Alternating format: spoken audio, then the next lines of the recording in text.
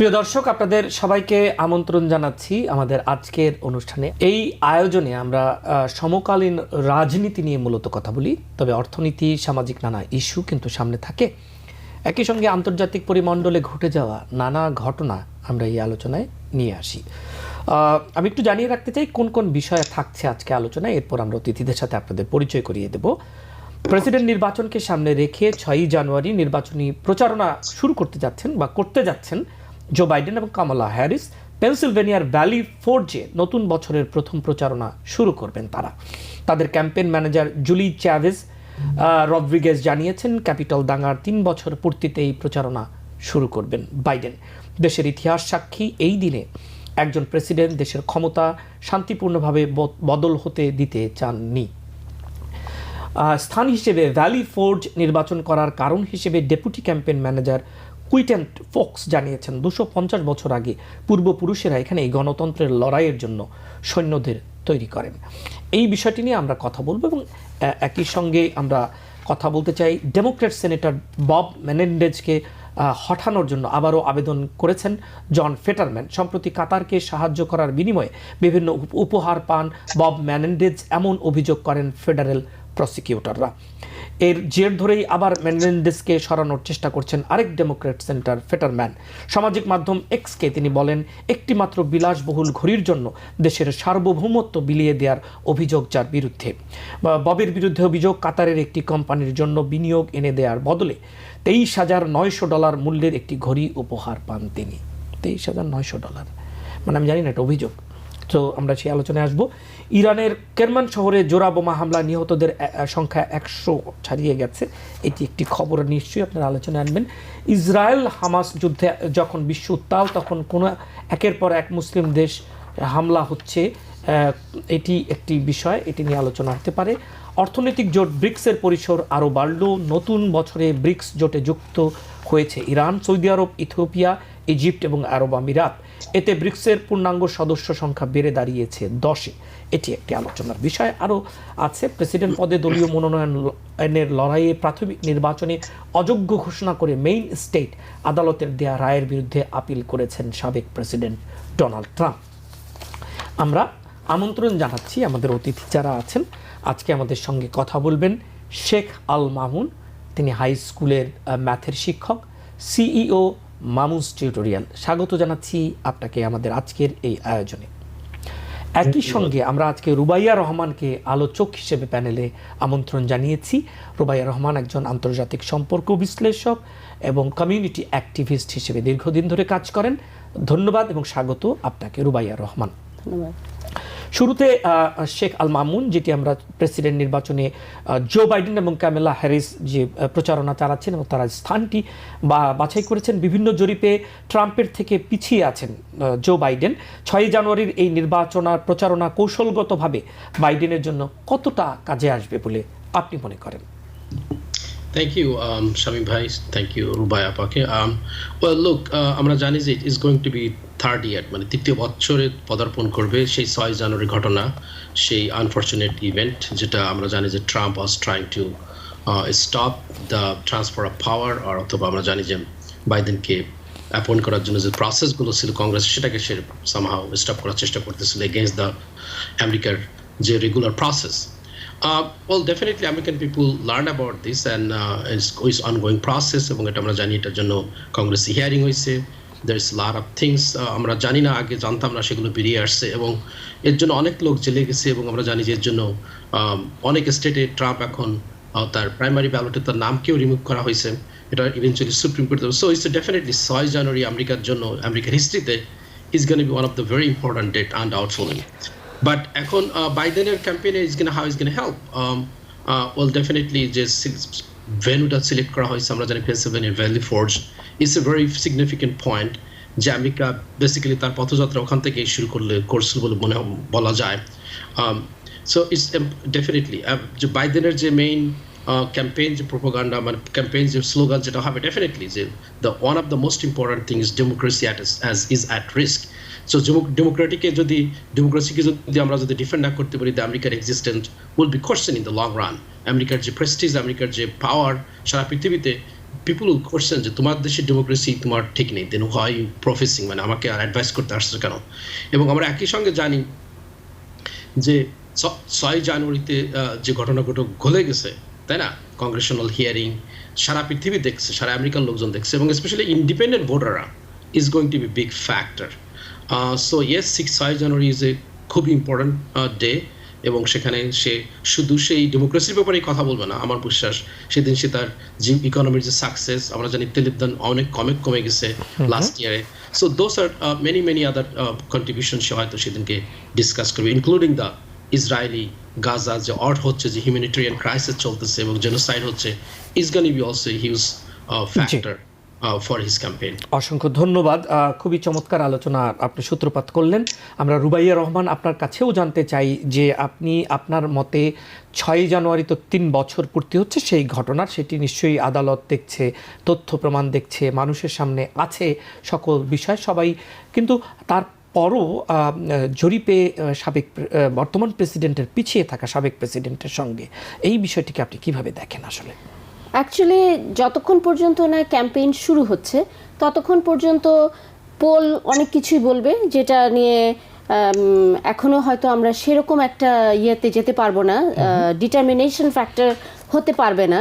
তার কারণ হচ্ছে যে মানুষের মানে জনমত কিন্তু পাল্টাতে পারে। এখন হয়তো মনে হচ্ছে যে জো বাইডেন পিছিয়ে আছেন। 6 জানুয়ারির যে ঘটনা, এটা 3 বছরে হয়তো অনেকে অনেকভাবে ভুলে গেছেন, মানে ভোটাররা হয়তো কিছুটা হলেও ফিকে হয়ে আসছে, কিন্তু এই ঘটনাটা একটা মারাত্মক ঘটনা ডেমোক্রেসির জন্য, আমেরিকার জন্য। তার কারণ হচ্ছে যে যেখানে আমেরিকা একটা উদাহরণ সারা বিশ্বের জন্য যে ডেমোক্রেসি কীভাবে সমুন্নত রাখতে হয়, 3টা কম্পার্টমেন্ট যেটা থাকে, একটা হচ্ছে লেজিসলেশন, একটা জুডিশিয়ারি, আর একটা হচ্ছে এক্সিকিউটিভ ব্রাঞ্চ একটা গভর্নমেন্টের, তারা তার মতো 3টা ভাগে কাজ করে। এবং যখন একটা পাওয়ার ট্রানজিশন হয়, সেই পাওয়ার ট্রানজিশনটা কিভাবে স্মুথলি হবে সেটাও কিন্তু আমেরিকান সিস্টেমে দেওয়া আছে। যখন 6 জানুয়ারিতে আমাদের সাবেক প্রেসিডেন্ট ট্রাম্প যখন এই জিনিসটা মানতে পারছিলেন না, তখন কিন্তু উনি এই গভর্নমেন্টের যে সেপারেশন অফ পাওয়ার রয়েছে এইটাকে উনি ভায়োলেট করার চেষ্টা করছিলেন, বা ওনার যারা সমর্থক ছিল তারা চেষ্টা করছিল এই জিনিসটাকে নষ্ট করে দেওয়ার।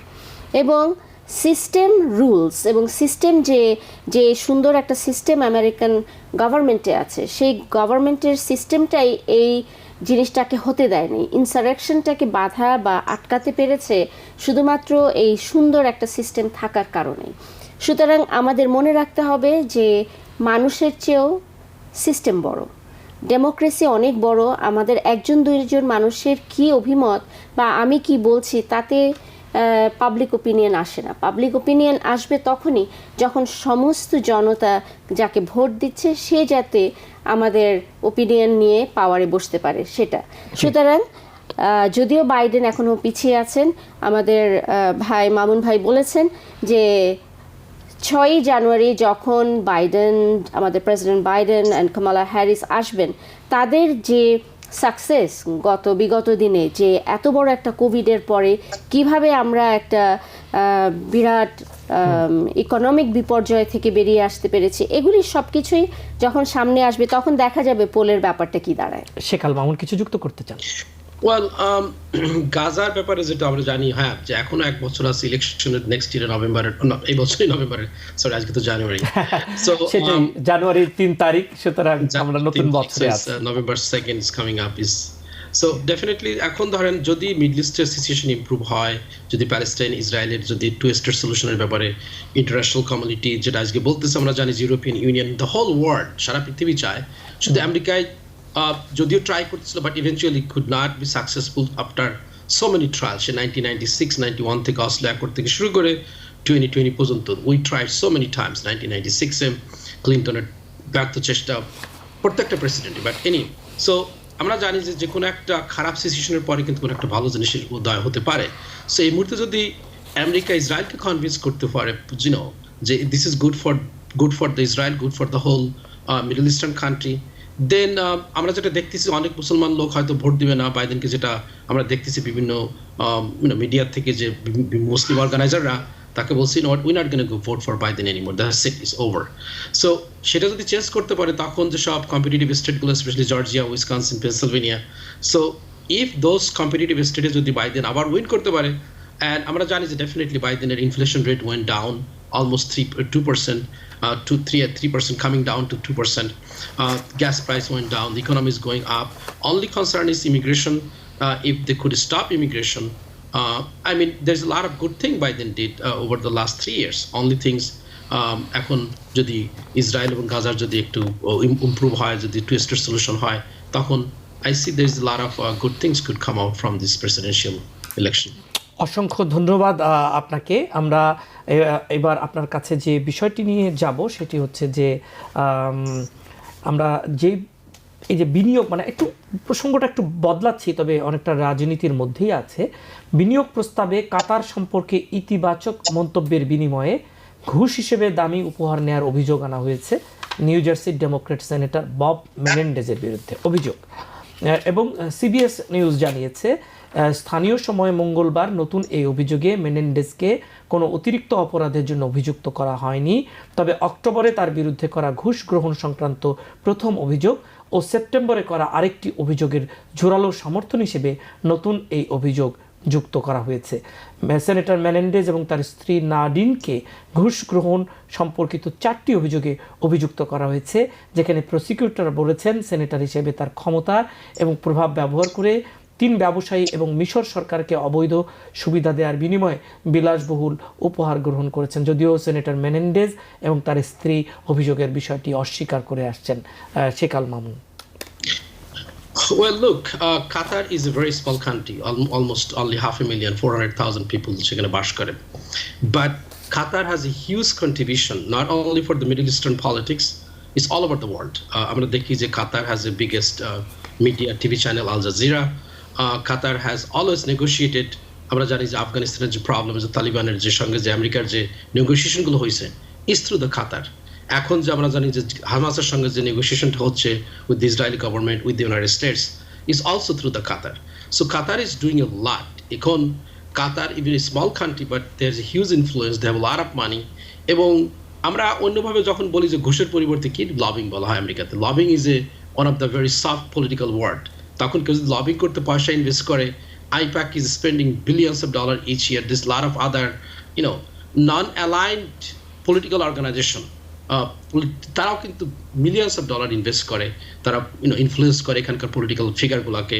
আমরা জানি ওপেনলি যে ধরেন আমাদের AOC-কে, তারপরে জামাল বোমানকে, আমাদের কংগ্রেসম্যানকে, তাদেরকে হারানোর জন্য there's a lot of people are IPAC and the other organization is spending millions of dollars. This is also this is legal. যখন আমরা জানি সুপ্রিম কোর্টের এই যে লবিংটাকে অ্যাকসেপ্টেবল, কিন্তু যখন if you contribute above certain amount of money, যখন একটা গিফট সার্টেন অ্যামাউন্টের উপর হয়, তখন it's part of the criminal act. So under that process, yes, Qatar is contributing, but until it's proven in this country, we cannot say that he committed a crime. So definitely he's a foreign relation committee the chief, so he has the authority, তার নিজের authority আছে to communicate with all over the world to solve the world problem. So under that logic is nothing wrong. সে তো অবশ্যই কাতারের সঙ্গে কথা বলতে পারে, ইজিপ্টের সঙ্গে কথা বলতে পারে, ইউক্রেনের সঙ্গে কথা বলে, there's a lot of all over the world. He is the foreign committee chair. So কিন্তু if you take more than some amount of values gift, then that consider, again বললাম, just a crime. Rubaiya Rahman কি বলবেন? আমার মতে আল মামুন ভাই ঠিকই বলেছেন যে you are not guilty until proven. সুতরাং সে একটা ঘুষ নিয়েছে কি নেয়নি, একটা ঘড়ি নিয়েছে কি নেয়নি, এটা একটা অভিযোগ মাত্র, অভিযোগ। এবং অভিযোগটাকে প্রমাণ করার দায়িত্ব যে অভিযোগ এনেছে, burden of proof is on him. তো যদি তারা এই অভিযোগ এনেই থাকে তাহলে তাদের এটাকে প্রমাণ করতে হবে, এবং প্রমাণ করলে সেই অনুযায়ী, কারণ জিনিসটা হচ্ছে যে যদি কেউ একজন গিফট পেয়ে থাকে তার দায়িত্ব হচ্ছে এটা রিপোর্ট করা যে আমি এটা পেয়েছি। হতে পারে যে সে হয়তো এটা রিপোর্ট করেনি, এই ভুলটা সে করেছে, বা হতে পারে এটা গুরুতর অভিযোগ, কিন্তু এটাকে প্রমাণ করতে হবে। প্রমাণ না করার পর্যন্ত আমরা শুধুমাত্র যে সে ঘুষ নিয়েছে এই কথা বলে বারে বারে তাকে আমরা এটা একটা তার এগেনস্টে একটা মানে পাবলিক ওপিনিয়ন ক্রিয়েট করছি, কিন্তু এটা কোর্টেই অভিযোগটা প্রমাণ হতে হবে যে সে এই ঘুষ গ্রহণ করেছে নাকি করেনি, এবং করার পিছনে কাতারের কি উদ্দেশ্য থাকতে পারে, সে কি বেনিফিট পাচ্ছে এবং সেটা কতদূর গুরুতর, এটুকু না জানা পর্যন্ত আমরা কিন্তু এই সংবাদটার প্রতি খুব বেশি অ্যাটেনশন না দেওয়াটাই ঠিক হবে। কিন্তু এটি কিন্তু ইন্টারন্যাশনাল এবং ন্যাশনাল নিউজ ক্রিয়েট করছে যখন আরেকজন সেনেটর তার সাথে যুক্ত হয়ে যাচ্ছে এবং যিনি তখন বলছেন যে তিনি তার পদত্যাগ চান না, এবং কিন্তু আমাদের যে সেনেটরের বিষয়ে কথা হচ্ছে তিনি এবং তার স্ত্রী বলছেন এরকম কোনো ঘটনা ঘটেনি, তারা নির্দোষ এবং তারা কোনো অবস্থাতে পদত্যাগ করবেন না। সুতরাং এটা পলিটিক্যাল কিনা এটা জানতে হবে, মোট কথা এটা প্রমাণ করতে হবে যে তাদের এগেনস্টে যেসব অভিযোগ আনা হয়েছে এটার সত্যতা আছে। না, নিশ্চয়ই সবকিছুই প্রমাণ সাপেক্ষ, শুধু তো অভিযোগ করলে তো অনেক অভিযোগ করাই যায়, কিন্তু সেই অভিযোগ যদি প্রমাণ না করা যায় সেটি নিশ্চয়ই, তবে যখন অভিযোগ উত্থাপন হয় সেটিও অনেকখানি দুঃখজনক যে কিসের বেসিসে উইদাউট মানে এই অভিযোগগুলো এমনি আসেনি, সেটি আসলো কিনা আমরা জানি না, আমরা কোনো মন্তব্য করছি না, আমরা জানতে চাই যে আসলে কি হয়েছে। এবং দীর্ঘদিন ধরে এই অভিযোগটি আমরা শুনতে পাচ্ছি, যেটার ব্যাপারে এখন পর্যন্ত কোনো ফাইনাল ডিসিশন হয়নি। আচ্ছা আচ্ছা, আমরা এবার একটু আরেকটি দৃষ্টি ফেরাই, আমরা প্যালেস্টাইন ইস্যুতে আমরা একটা দৃষ্টি দিতে চাই, তবে আমার মনে হয় সেখানে যাওয়ার আগে আমরা একটা ছোট বিরতিতে যাই, ফিরে এসে আমরা প্যালেস্টাইন এবং ব্রিক্স এই দুটি ইস্যু নিয়ে যেমন কথা বলবো, সুযোগ থাকলে আমরা তবে তার আগে আমরা একটু মন্তব্য জানতে চাইবো শেখ আল মামুনের কাছ থেকে, যে মেইনে আবেদন করেছেন, মানে এটি আমার মনে হয় বিরতিতে যাবার আগে এই প্রসঙ্গটি আমরা শুনে তারপরে যাই। শেখ আল মামুন দুটি স্টেটে সাবেক প্রেসিডেন্টকে মানে ব্যালট পেপারে তার নাম রাখা হবে না এরকম একটি ব্যাপার এসেছিল, এখন মেইন যে স্টেটটি তিনি তখন আবেদন করেছেন, এটিকে কি বলবেন এক্ষেত্রে? Well, look, আমরা জানি যে Trump is very controversial figure. But still, he has a strong support from the base. It's not like somebody it has a 10% approval rate from the Republican people, Republican Party, Republican voter. So since he has a huge margin, huge 75-80% popularity among the registered Republican. সেখানে তাকে বাদ দিয়ে eventually this case should go to the Supreme Court because ultimately Supreme Court has to say something. যখন আমরা জানি যে কোন state supreme court থেকে তাকে বাদ দেওয়া হয়েছে তখন he has right to go to the Supreme Court, এবং সুপ্রিম কোর্ট আমরা জানি প্রিভিয়াসলি তারা বলছিল যে শুনবে না, কিন্তু I think Supreme Court should make the decision ultimately যে আসলে এটা পলিটিক্যালি কি না, বা এটা under the law, under the 14th Amendment বা তার যে স্ট্যাচু আছে সেটাকে মোর ক্লিয়ার করা উচিত যে did he commit any crime against the state, insurrection বলেন বা যেটাই হোক, that therefore he is not qualified to run. Otherwise, this is exactly the intention of the small state, Maine বলেন, Colorado বলেন, they want to send this case to the Supreme Court and let the Supreme Court decide এটা কি হতে পারে।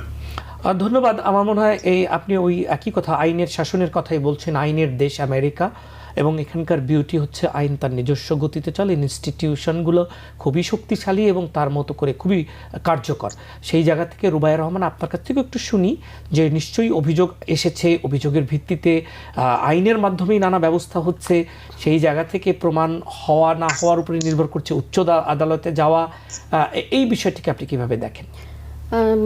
আমিও একমত এই ব্যাপারে, যে হ্যাঁ বুঝতে পারছি যে আমাদের সাবেক প্রেসিডেন্টের অনেক জনমত আছে, তার সাপোর্টার আছে, পোলেও সে এগিয়ে আছে, কিন্তু যখন একটি স্টেট লাইক সে যত ক্ষুদ্রই হোক না কেন, সে যদি একটা স্টেপ নিয়ে থাকে এবং সে যদি মনে করে যে এলিজিবিলিটি ক্রাইটেরিয়াতে সাবেক প্রেসিডেন্ট ব্যালটে থাকার যোগ্যতা নাই বা হারিয়েছেন, সেটা তাদের প্রমাণ করতে হবে, এবং কোর্ট থেকে এই রায়টা যখন হয়েছে তখন ধরে নিতে হবে যে এই রায়টির পিছনে কিছু যুক্তি আছে।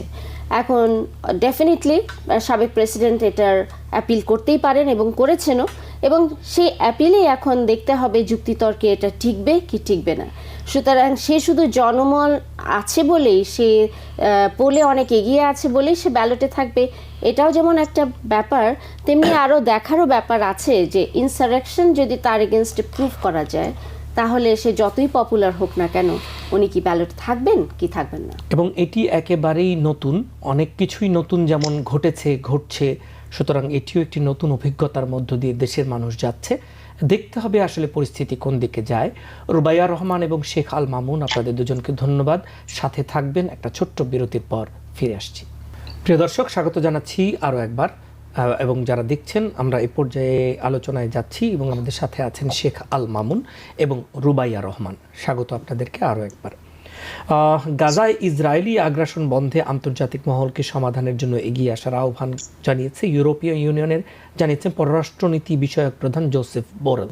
তিনি বলেন, যখনই দুই দেশে দ্বন্দ্ব লাগে তৃতীয় আরেকটি দেশকে সমাধানে এগিয়ে আসতে হয়। তার আশঙ্কা, দ্রুত এই সমস্যার সমাধান না হলে যুদ্ধের আগুন পুরো মধ্যপ্রাচ্যে ছড়িয়ে পড়তে পারে। এটি তিনি আশঙ্কা করছেন। শেখ আল মামুন কি বলবেন?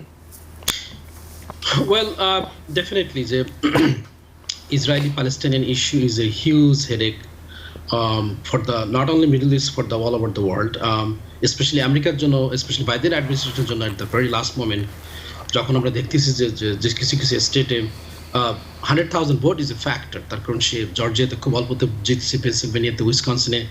সো যখন this is going to be in a home, তখন কিন্তু Biden administration is going to be very serious. But আমরা জানি যে সারা পৃথিবী চায়, ইউরোপিয়ান অনলি নয়, Asian, African, all over the world, তারা চায় যে মিডল ইস্টে একটা লং টার্ম একটা শান্তি হোক, দুইটা দেশ শান্তিতে থাকুক। তার কারণ ইভেন আমেরিকার যেসব বিভিন্ন যেমন আপনার আর্মির বা যেসব ইনস্টিটিউট আসছে যারা রিসার্চ করে, র্যান্ড কর্পোরেশনের কথা বলেন suppose, they had also research যে যদি এই দুইটা দেশ যদি শান্তিতে থাকে, তখন কিন্তু দুইটা দেশই কিন্তু খুব ভালো থাকবে এবং তাদের economically they will increase severely, দুইটা দেশই তাদের জিডিপি ইনক্রিজ হবে। So it's a win win situation. কিন্তু আলটিমেটলি এতগুলো রিসার্চ করার পরে, এত কিছু ভালো থাকার পরেও কিন্তু দেখা যাচ্ছে যে ultimately they could not come to the conclusion, because যে প্রবলেমটা সবসময় দেখা যায়, আমরা জানি যে পরিমাণ লোক রেফিউজি করা আছে, তাদের ঘর থেকে বের করা আছে, তাদের সিটি টাউন থেকে বের করে, এখন তারা রেফিউজি লেবাননে, জর্ডানে, সিরিয়াতে, তাই না, ইজিপ্টে। সো এই লোকগুলাকে এখনো তারা রেফিউজি স্ট্যাটাস এবং ইন্টারন্যাশনাল অর্গানাইজেশন তাদের জন্য আলাদা বরাদ্দ হয়, কিন্তু তাদেরকে খাওয়াইতে হয়, পড়াইতে হয়, পড়ালেখা, হেলথ, এভরিথিং তাদেরকে প্রোভাইড করতে হয়। তো এই লোকগুলাকে সারা জীবনে কি রেস্ট অফ দ্য লাইফ তারা কি আসলে কি রেফিউজি হিসেবে স্ট্যাটাস থাকবে, নাকি they should come back to their own homeland? এখন যদি তারা তাদের হোমল্যান্ডে ব্যাক করে, তখন যেখানে জাফা ছিল, যেখানে এখন তেল আভিভ, তাই না, ওইসব জায়গা থেকে সেসব রেফিউজি তাদের অরিজিনাল ঘর বাড়ি ছিল। কিন্তু ইসরায়েল তো কখনোই সেই লোকগুলোকে আর কখনো আনতে দিবে না এই দেশ, তাদের অরিজিনাল দেশে। যদি তাদেরকে আনতে না দেয়, এখন এই একটা পয়েন্টে কিন্তু আমরা জানি যে 2020-তে যখন বা তার আগে ইহুদ অলমার্টের সময় সেও কিন্তু একটা বলছিল যে অলমোস্ট তারা এখন একটা রিচে পৌঁছাইছিল, তাই না। আমরা জানি যে ওয়েস্ট ব্যাংকের ভিতরে এখন দেখেন 132টা সেটেলমেন্টে সেখানে মোর দ্যান 500,000 পিপল সেখানে বাস করে, এবং এইগুলো 132টার বাইরেও ইলিগাল, যেগুলো আমি আজকে দুপুরে পড়তেছিলাম, ইসরায়েলি গভর্নমেন্ট অথরাইজ করেনি, সেখানে আরো অনেক লোক বাস করে, আরো 50 থেকে 100,000, অলমোস্ট অ্যানাদার 200,000 ইলিগাল আউটপোস্ট তারা তৈরি করছে। সেখানে যেসব Jewish ultra conservative religious group, তারা বলে যে দিস ইজ আওয়ার ল্যান্ড, এটা হচ্ছে হিস্টোরিক্যালি সেই মোজেসের আমলে আমাদের এখানে ছিল, সেখানে আমরা ব্যাক করতেছি। তো এখানে তারা এখন গান, বন্দুক নিয়ে, AK-47 নিয়ে প্যালেস্টাইনদের সিটি টাউনে অ্যাটাক করে, তাদের ঘর বাড়িতে অ্যাটাক করে, তারা রাত্রে গিয়ে তাদেরকে খুন করে। So it's completely unacceptable. সারা পৃথিবীতে আমরা জানি যে ব্রিটিশ যখন ইন্ডিয়াতে গেছে, ব্রিটিশ যখন সাউথ আফ্রিকাতে, অস্ট্রেলিয়াতে গেছে, আমেরিকাতে আসছে, they did not eradicate or remove people from their own home. কিন্তু একমাত্র ইসরায়েলেই দেখেন সেখানে কলোনাইজ করার পরে সেখান থেকে তাদের নিজের টাউন থেকে লোকজনদেরকে এমনভাবে মারছে। তো এখন আপনি তো এই কথাগুলো আগেও এই অনুষ্ঠানে বলেছেন বিভিন্ন সময়, এবং বলেন আপনি সব সময়, আপনি সমাধানের পথ কি সেটা যদি একটু বলেন। সমাধান এখন হচ্ছে যে আমেরিকাকে অবশ্যই ফোর্সফুলি বোঝাইতে হবে যে তোমাকে অবশ্যই অ্যাকসেপ্ট করতে হবে একটা two state solution. Without two state solution this war can't keep going over and over every 5 years 10 years। এটা একটা এক্সপ্লোশন হয়, then again everybody get very serious, try to solve it, eventually go back to the after few years, যখন এটা শান্ত হয়ে যায় আবার সবাই ভুলে যায়। That's not the way it should continue. এখন ইউরোপিয়ান ইউনিয়ন বলতেছে eventually this is their responsibility too, কিন্তু তাদের রেসপন্সিবিলিটি কিন্তু ইসরায়েল শোনে না কখনো। ইসরায়েল একমাত্র কার কথা শোনে? আমেরিকার কথা শোনে, because America pay lot of মানি। আমরা জানি more than $3 billion each year, এবং এই যুদ্ধের সময় আমরা মোর দ্যান $12 billion এখন দিচ্ছি। এখন আমেরিকা যদি বলে যে yes we love you, we like you, we want to be like established democratic country in the middle east, but you have to go by the law of the international rules and regulation, এটা যদি America বলে এবং তারা যদি শুনতে বাধ্য হয়, then that's the solution. Otherwise, no matter how many times the European Union, the France, Germany, Russia, England, they keep crying, this is called foul crime. They cannot do anything.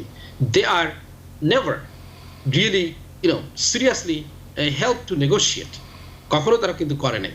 একমাত্র আমেরিকায় continuously try to negotiate, try to have a peaceful resolution. জি, আমার মনে হয় রুবাইয়া রহমান কিছু একটা বলবেন। Israel Hamas যুদ্ধ তো মনে হয় হিস্টোরিক একটা যুদ্ধ যেটা চলছে, এটা ধর্মযুদ্ধই বলা উচিত।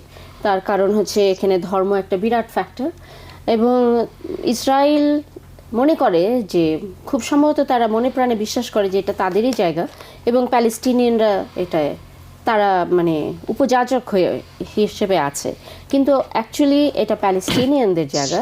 এবং এই যে দ্বন্দ্বটা চলে আসছে মানে বছরের পর বছর, যুগের পরে যুগ, তো সমাধানের কি পথ? সমাধানের ক্ষেত্রে মনে হয় যে যখন নিজেরা নিজেদের দাবির জন্য দাঁড়াতে পারে মানুষ, তখন এটা ডেফিনেটলি কার্যকরী হয়। যখন ভিতর থেকে জিনিসটা আসে, যেই মানুষ তার নিজের হোম কান্ট্রির জন্য, হোমল্যান্ডের জন্য দাঁড়াবে।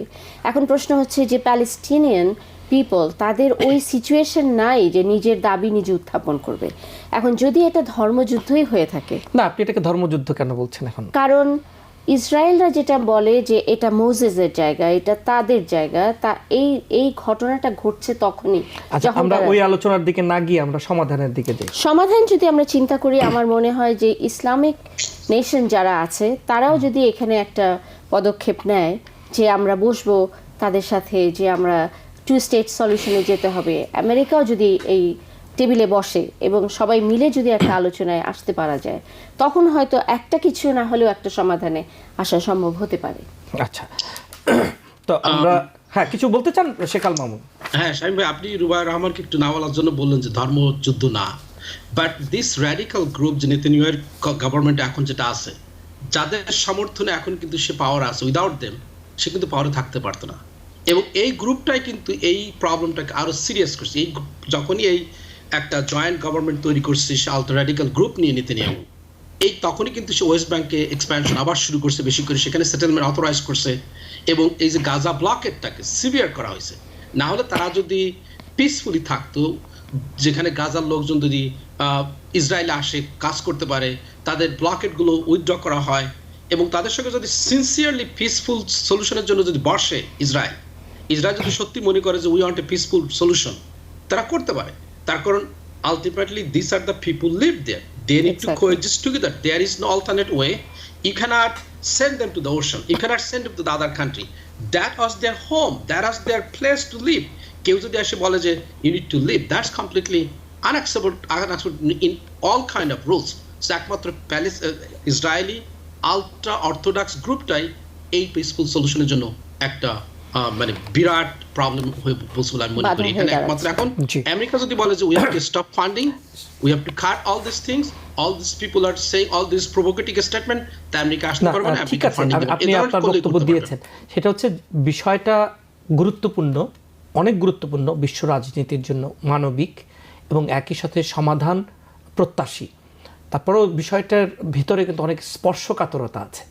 সেই জায়গাতে মানে প্রতিটি ক্ষেত্রে ব্যাখ্যা দেওয়ার সময় ব্যাখ্যাটি কেমন সেটি দুই দিকেই কিন্তু যায়, এবং সেই ব্যাখ্যার কারণে আবার ঘটনা একটু অন্যরকম হয়ে যায়। আপনি দেখেছেন সম্প্রতি হার্ভার্ড ইউনিভার্সিটির যিনি প্রেসিডেন্ট, তাকে পদত্যাগ করতে মানে তিনি বাধ্য হয়েছেন। তো এখন কে কিভাবে ব্যাখ্যা করে এবং কে কোন দৃষ্টিভঙ্গি থেকে দেখে, কিন্তু মানবিক দিকে কিন্তু মানে মানবিক মানুষ অলওয়েজ পক্ষে, কিন্তু কথা বলবার সময়ে এটা কি মানে কোন দিকে এটা ইন্টারপ্রিটেশনটা চলে যায়, এইটার কারণে এটার স্পর্শকাতরতা অনেক বেশি এই বিষয়টির। তারপরেও সমাধান আমরা চাই বলেই আমরা কিন্তু প্রতিদিনই এটি আলোচনায় নিয়ে আসি এবং আলোচনায় কথা আপনারা বলেন। আমি চেষ্টা করি শুধু প্রশ্নটি করবার জন্য, মন্তব্যের দিকে আমার দিক থেকে না যাওয়ার জন্য। এবং আমরা আপনাদের কথা শুনি, মানুষ শোনেন, বিষয়ে মানুষ খবর রাখেন, মানুষ দৃষ্টি মানে ওপেন সবার। আর আমি যেটা বলতে চাই যে সেটা হচ্ছে নেগোসিয়েশনের উপরে কিছু নেই, নেগোসিয়েশনে আসতে হবে, এটা যুদ্ধ করে এটাকে থামানো যাবে না। সুতরাং আমেরিকা, প্যালেস্টাইন, ইসরায়েল এবং আমাদের অন্যান্য ইসলামিক কান্ট্রিজ, এদের টেবিলে বসতে হবে, তাদের একটা মতামতে আসতে হবে। এটা নেগোসিয়েশন ছাড়া এটার কোনো সমাধান হওয়া সম্ভব না। ধন্যবাদ। আমরাও চাই যে এটার আলোচনার মধ্য দিয়ে সমাধান হোক এবং শান্তি তো সবাই চায়, আমরাও সেটি প্রত্যাশা করি। আপনাদেরকে ধন্যবাদ। আরেকটি বিষয় আছে, আমরা কিছুটা আলোচনা করে আজকের মতো শেষ করতে পারি। শেখ আল মামুন, অর্থনৈতিক জোট ব্রিক্সের পরিসর আরও বাড়ল। নতুন বছরে ব্রিক্স জোটে যুক্ত হয়েছে ইরান, সৌদি আরব, ইথিওপিয়া, ইজিপ্ট এবং আরব আমিরাত। এতে ব্রিক্সের পূর্ণাঙ্গ সদস্য সংখ্যা বেড়ে দাঁড়িয়েছে 10-এ। ব্রিক্স জোট বিশ্ব অর্থনীতির এক চতুর্থাংশ নিয়ন্ত্রণ করে, এর 40% মানুষ এর আওতাভুক্ত। বলা হচ্ছে নতুন যুক্ত হওয়া দেশগুলো জোটের অর্থনৈতিক এবং বাণিজ্যিক সম্ভাবনার পাশাপাশি অবকাঠামো উন্নয়নে গুরুত্বপূর্ণ প্রভাব ফেলবে।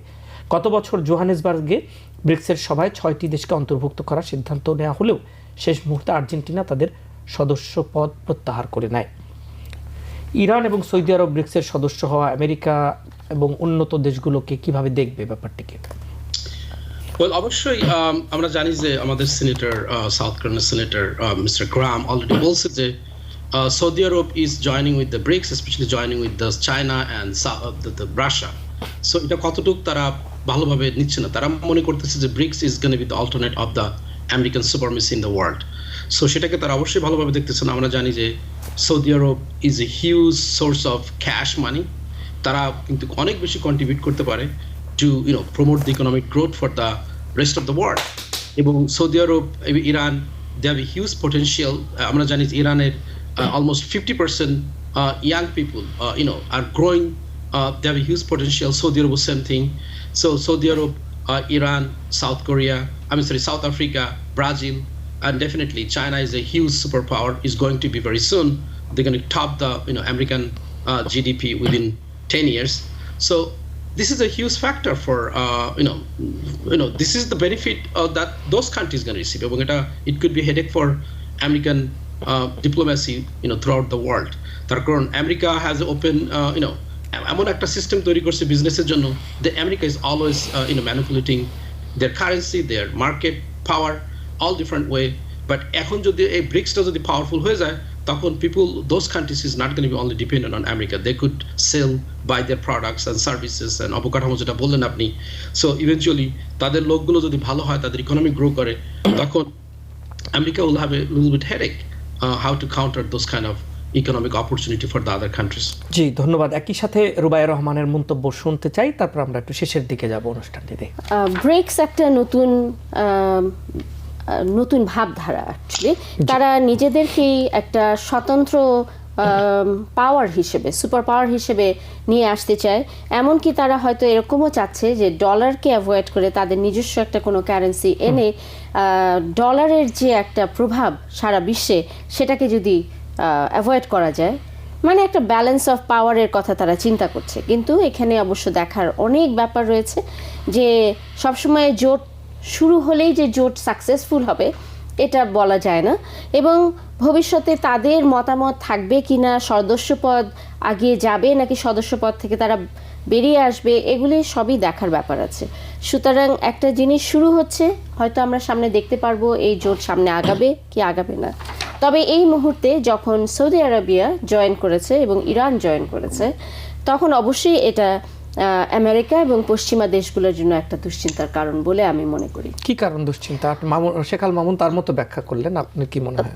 তার কারণ হচ্ছে যে আমেরিকার যে একটা সুপার পাওয়ার আছে এবং তারা যেভাবে ডমিনেট করতে পারে ওয়ার্ল্ড ইকোনমি থ্রু ডলার, এই জিনিসটা কিন্তু এরা চাচ্ছে, যেহেতু সৌদি আরবিয়ার অনেক পয়সা আছে, ইরান এবং অন্যান্য যারা ব্রিক্সের সদস্য, তারা যদি আমেরিকান ডলারের ডমিনেন্সটাকে কমাতে পারে, বা তারা যদি কোনো একটা কারেন্সি, ইউরোর মতো যদি কোনো কারেন্সি নিয়ে আসতে পারে যেটা দিয়ে তারা বিজনেস ট্রানজ্যাকশন করতে পারবে, সেই ক্ষেত্রে আমেরিকার জন্য এটা অবশ্যই একটা দুশ্চিন্তার ব্যাপার হয়ে দাঁড়াবে।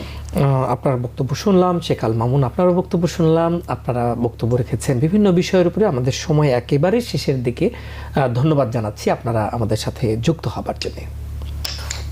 অনেক ধন্যবাদ। জি, প্রিয় দর্শক, আপনারা দেখছিলেন আওয়ার ডেমোক্রেসি, এবং আমরা যেহেতু চলমান নানা বিষয় নিয়ে কথা বলি, কোনো কোনো ঘটনা অনেক দিন ধরে চলে বলে আলোচনায় ঘুরে ফিরে সেটি আসে, মানুষ শুনতে চায়, বিশ্ব গণমাধ্যমেও সেটির উপস্থিতি থাকে প্রচণ্ড, এবং গণমাধ্যমের পলিসি অনুযায়ী সেগুলোকে হয়তোবা উপস্থাপন করা হয়। তবে গণমাধ্যমের সবচেয়ে বড় পলিসি হচ্ছে হওয়া উচিত যেটি, সেটি হচ্ছে বস্তুনিষ্ঠতা।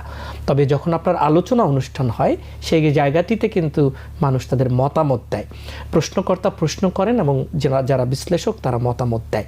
আমাদের আবার সতর্ক থাকতে হয়, কারণ কোনো বক্তব্যের মধ্য দিয়েই যেন কোনো হিংসাকে উস্কে দেয়া না হয়, এবং কোনো হিংসা ছড়ানোর ব্যাপারে যেন কোনোভাবেই দায়টি না আসে, কারণ হিংসা খুবই মারাত্মক একটি অপরাধ। আপনারা মুক্ত বাক স্বাধীনতার দেশে সবাই কথা বলতে পারি, কিন্তু কেউ যেন হিংসা না ছড়াই, সেটি কিন্তু আমাদের, এবং এটি অপরাধ, এটি আমাদেরকে একটু খেয়াল রাখতে হবে।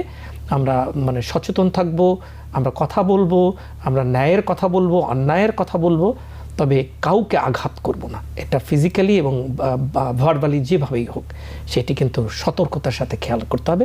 বিশেষ করে আমরা জানি যে আমাদের কমিউনিটির মানুষ সেটি বিষয়ে সতর্ক আছেন, সচেতন আছেন। নিশ্চয়ই আপনার বিশ্বাস আপনার কাছে, কিন্তু সেটি যেন কোনো ভায়োলেন্ট কিংবা কোনো রকমের কোনো হিংসা ছড়ানোর ব্যাপার না হয়, সেটি আমাদের খেয়াল রাখতে হবে। সবাই ভালো থাকবেন এবং নিরাপদে থাকবেন।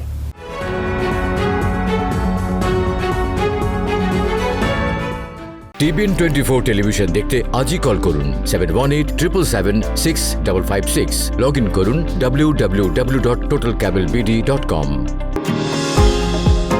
নিউ ইয়র্ক থেকে সম্প্রচারিত TBN 24 টেলিভিশন বিশ্বজুড়ে বাঙালির কণ্ঠস্বর।